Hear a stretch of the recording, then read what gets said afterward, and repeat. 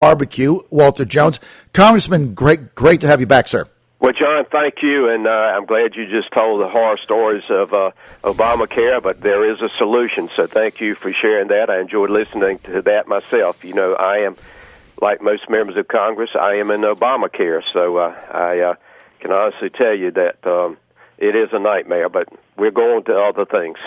You got to find something else because, Congressman, for the millions of people out there that don't have insurance through their job or they have to have it like us independently, Yep. Obamacare for us has been just a horror story. It is. So finally we found an alternative for that. Now, Congressman, I was really looking forward to you coming on tonight because you are the chairman of the Straight Talk Express as far as I'm concerned. Another budget gets passed in the U.S. Senate, Congressman, at 3 a.m. in the middle of the night like a banana republic does. But forget the $80 million in increased spending. Forget the $40 million in increased domestic spending. Forget the fact that the budget got busted, $20 trillion deficit. That's right. The Republicans took away the spending caps for Obama for the remainder of his term. They suspended them. Right. So now he can do whatever he wants. That's right. How can you rationalize what happened? Well, I'm not sure I can. I can just share with you and your listeners that this is another example of why I supported Dan Webster. Obviously, he did not win. Paul Ryan did win. I want to be fair. Paul's a very smart young man, very, very intelligent, and a good person, but he's part of the problem. He was chosen by John Boehner to replace John Boehner. And I don't think it stops. I'm going to be honest with you, John. I don't think it stops until we can change the leadership and get a Speaker of the House, a president that is not obligated to K Street, not obligated to Wall Street, to use an overused term, but is obligated to Main Street. And I see it all the time up there. I will honestly tell you that there's a book that I would buy for your listeners if I could. I can't afford it, called Extortion, and it's by Peter Swikert. It's critical reading for this reason. It tells you how Washington works. Washington works because who gives the money gets the policy. And I've said this in civic clubs. I've said it on your show and many other shows. Till we can get a handle on the influence of money in Washington, I'm not sure we can stop those who want to break the bank, so to speak, by raising the debt of this nation. As you said, what this bill did, we gave Mr. Obama a blank check, and what it will do is raise the debt about $1.2 trillion over the next 2 to 3 years. As you said, that gets us close to $20 trillion in debt, and it's not even paid for. It takes 25 years to pay for it, and, John, it's not going to ever be paid for. It's just not going to happen. No, it's not ever going to happen. It's another one of these promises. It's always we're going to kick the can down the road, and at some point down in the future, we're going to get the money back. It never happens. That'll get changed again. But the only power that Congress has over this president is, as you know, the power of spending, right. The purse. And so, and with that comes every time you want to raise the debt limit, you have to have a debate, even though somehow Boehner has changed it into whether you shut the government down or not how much money is spent. That's the other maddening thing that goes on. But now you've taken the only thing you had, the only thing which is in order to spend more money beyond the budget caps we have, you have to come back to Congress, and you took that away. And you just handed it to him for the last 18 months where he has now Obama is accountable, so to nobody. Well, this is actually the second time that Boehner has done this. If you check, I think you'll find out a couple of years ago we did the same thing by raising the debt ceiling. We extended it past 1 year. It just goes out there, and as you made mention, I don't know why those of us, John, who want to save America from bankruptcy, we're the ones that get criticized as being extremists. You're an extremist if you don't want to raise the debt ceiling and allow America to borrow more money. To me, those of us who don't want to see this country go bankrupt, we should have I think the American public's with us. I really do. I think your listeners are with us. The problem is we don't have enough Republicans in Washington A lot of Republicans voted against the budget bill. Let me make that clear and be fair about it. They did. They voted against it. But the problem was, if you don't have the strength of a leader of the House to say, Mr. Obama, no more, no more. We're not going to let you continue. And I'll say this if it's a Republican president. We're not going to continue to let you take this road down to an end of a road that you fall off the cliff, because that's where we're headed, and that's falling off the cliff. Well, it really is, and it's so frustrating because when the Democrats want to get something done, they manage to stand together like 99%. The Republicans can't seem to do that, even when they're fighting a thing as crazy as this. And I ask this question to everybody that comes on all the time. When you talk to your colleagues, what deficit number do they get concerned by? Obviously, it's not 19 trillion. Obviously, it's not 20 trillion. I mean, what's the number? 25 trillion, 30 trillion? Is there a number that your colleagues, some Republicans and those on the other side of the aisle, a debt number where they would say, wow, that's just too high? I mean, is there anything? No, John, to your point, I think you're exactly right. Until the countries around the world, around the world say, America, you can raise the debt if you want to, but we're not going to buy your debt anymore. That's when the shock wave hits all of us. And that could happen when you get around 21, 22, 23 trillion, or maybe less than that, because we see what happened in Greece. Right. What you will have, you know this well, John, is a total chaos. The dollar will continue to lose its buying power, which is strained right now, to say the least. And it just, but I really think, my personal opinion is that when we start seeing $22 trillion, I think then everything's going to start shaking, just like an earthquake. So what you're saying is when you get to that 21, 22, 23 trillion debt mark, that countries on the world market will simply stop buying our bonds. I think so. I have read, I'm not, this is more your area than mine, but I've read enough to know that when people lose confidence in a country trying to deal with its out-of-control debt, then they stop buying the bonds. And we've made no effort to do anything. That's the reason I voted against the NDAA bill, the National Defense Authorization Act. I've got Camp Lejeune down in my district. I got Cherry Point down in my district.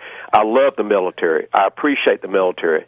But they keep putting slush funds in there to build the treasure for Afghanistan. And I said on the floor last week, why are we, the American taxpayers, spending billions of dollars in Afghanistan, paying the Afghan soldiers and the Afghan military leadership so that the military leadership can have sex with little boys over there on an American basis? Crazy. It's got, that's why you and people like yourself trying to wake up the American people, trying to give them the truth. We just got to take this just infuriated me what happened last week. We knew it was coming. We knew it was coming before John Boehner stepped down. Mm-hmm. This is the way he does business. He didn't want to fight. I hope that Paul will fool me and the nine of us who didn't vote for him. I hope that he will be different. And I know he's smart, and I just don't want him to be tied to fundraising. And maybe he won't be. We'll see. I'll give him the benefit of the doubt for a couple months. Well, you know what? You can give him the benefit of the doubt. What I saw Sunday was basically his position on amnesty was that the timing's not there. I mean, that's basically what he said. It isn't good timing now. I don't trust Obama, and we got a presidential election, and it's kind of a hot potato. So the timing's not good. I'll get back to that later. And as far as family leave time, that would break the bank. I'm for that, but we really can't do that now. So I'm going to change the name to it to flex time. I didn't hear Paul Ryan say one single solitary thing that would inspire me that there's going to be any change at all. It's just basically changing the chairs rearranging the chairs on the Titanic, as far as I'm concerned. I think you're right, and we had a meeting before the election of Paul Ryan last week, and with a small group of conservatives in there, and Paul made the same statement. Somebody asked him the question about amnesty, and he said, well, I don't trust this president with amnesty. And then when my time came to ask him a question, I said, Paul, I understand you don't trust him with amnesty. Why did you trust him? But TPA, you voted to give him trade promotion authority. What's the difference? What did he say? And he did. What did he say? So, but the fight, the fight must continue. Well, look, and he is the poster child for this trans-Pacific trade deal. Now we find out Obama is trying to let Indonesia in the deal because it's a living, breathing agreement. Average wage, Indonesia, Congressman, $2.50 a day. That's what they make. Now he's trying to let Indonesia in this deal. Well, Paul Ryan has been a proponent of every one of these job-killing trade deals out there. Now, when you ask him that question, what did he say?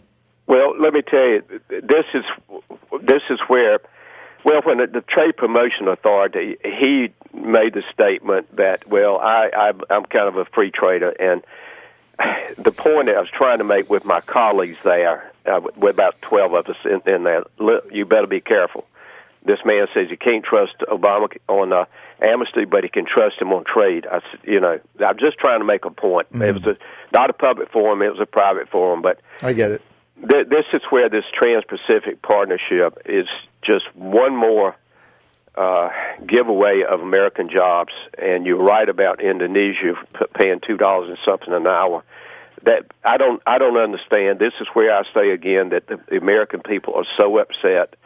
They see the big boys making the big bucks, taking away little jobs of people on Main Street, and it's got to stop. It really does have to stop, and these trade deals play into it. And I guess I'm about the only Republican out there, conservative, who's courageous enough to say that I'm an economic protectionist. I believe you have to protect your goods and services. This isn't about free trade. There is no free trade, okay? We get screwed trade is all it is. Amen. As far as I'm concerned, and it goes on and on and on. Congressman, you've got several people running against you again in the primary. That's March 15th, right? Yeah, they moved it to March. That's the primary. Right, so that's also the North Carolina presidential primary.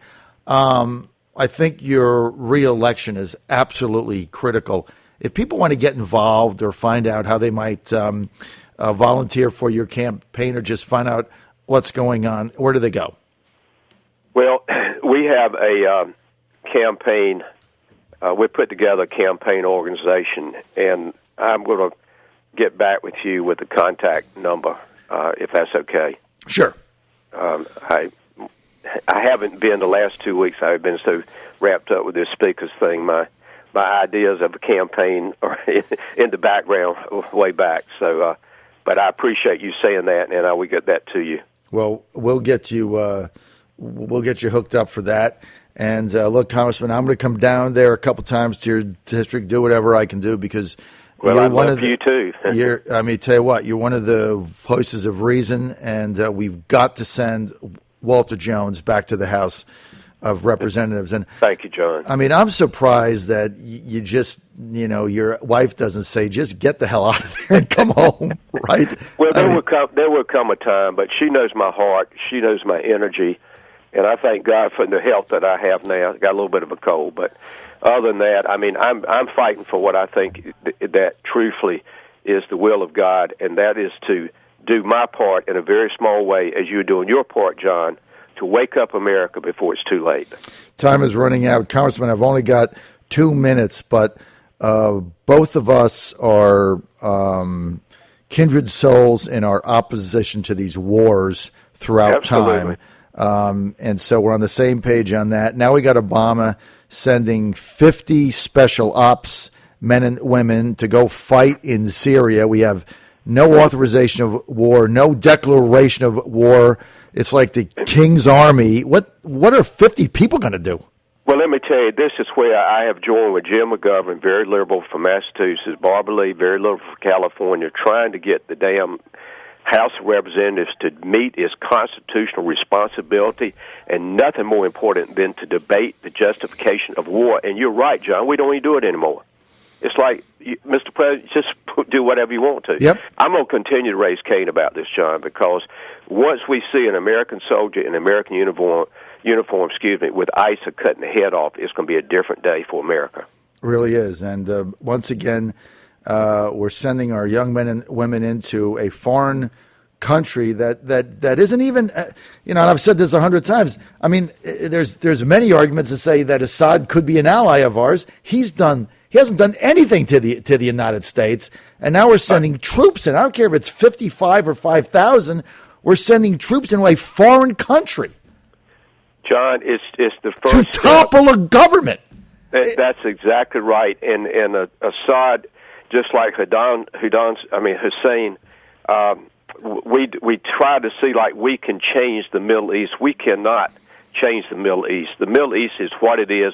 We just need to learn how to do the best we can in a diplomatic way and stop trying to change it militarily, because we can't even secure the borders of America. What a joke! Unbelievable. We're out of time, but we want you to submit a declaration of war, sir. So think about that. We're out of time. We're out of time. We want to thank Congressman Walter Jones for being with us. By the way, he's running for re-election in a March 15th primary. We must get Walter Jones back to the House of Representatives. Thank you, John. Sir, thanks for being with us. God bless America. Thank you. Bill DeSteff coming up.